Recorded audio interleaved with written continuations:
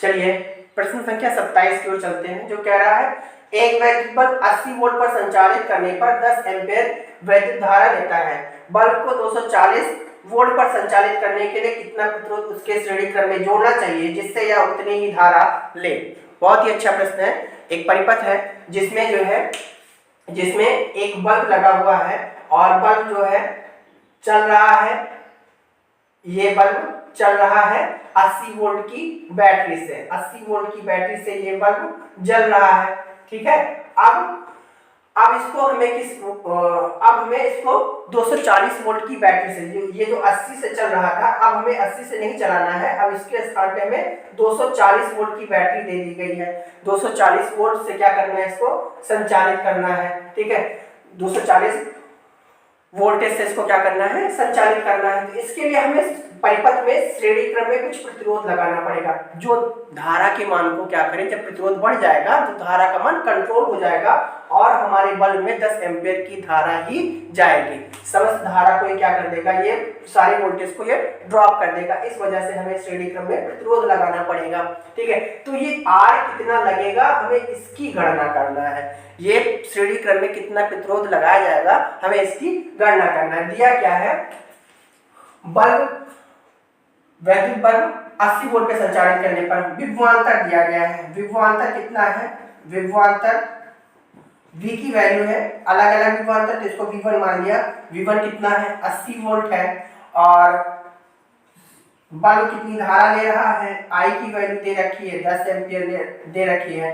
तो बल्ब का प्रतिरोध कितना हो जाएगा, बल्ब का प्रतिरोध, ठीक है, बल्ब का प्रतिरोध देखेंगे कितना जाएगा, R बल्ब देख लिया, ये बल्ब है। ठीक है। तो R बराबर कर जाएगा V/I, यानी 80/10, 80/10, यानी बल्ब का जो प्रतिरोध होगा कितना हो जाएगा, ये हो जाएगा 8 ओम। ये 8 ओम ये बल्ब का आंतरिक प्रतिरोध है। ये बल्ब का आंतरिक प्रतिरोध है। अब इसके बाद में हम देखेंगे कि हमें जब इस बल्ब को 240 वोल्ट की बैटरी के साथ में संचालित करना है, 240 वोल्ट की बैटरी के साथ में इसको संचालित करना है, तो श्रेणी क्रम में कितना प्रतिरोध लगाना पड़ेगा। ठीक है। तो पुनः क्या हो जाएगा, पुनः विभवांतर कितना हो जाएगा, नया विभवांतर आ जाएगा। अब हम इसको 240 वोल्ट की बैटरी के साथ में कनेक्ट करें तो V2 कितना हो जाएगा, 240 हो जाएगा, 240 वोल्ट हो जाएगा। ठीक है। और धारा जो बल्ब है हमारी अभी भी धारा कितनी ही लेगी, अभी भी हमारी धारा 10 एम्पीयर ही लेगी। ठीक है। तो धारा का मान कितना है, धारा का मान अभी भी कितना है, 10 एम्पीयर है। ठीक है।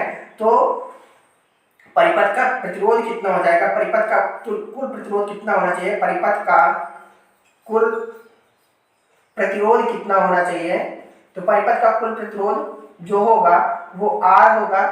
R टोटल निकाल लीजिए। ठीक है। R इक्विवेलेंस R टोटल कुछ भी, या तो ये क्या जाएगा V2 अपॉन क्या हो जाएगा I। V2 की वैल्यू कितनी है, 240, और I की वैल्यू कितनी है, 10। ठीक है। ये कट गया तो कितना जाएगा, R इक्विवेलेंस जो R टोटल कितना जाएगा, 24 ओम। कितना चाहिए, 24।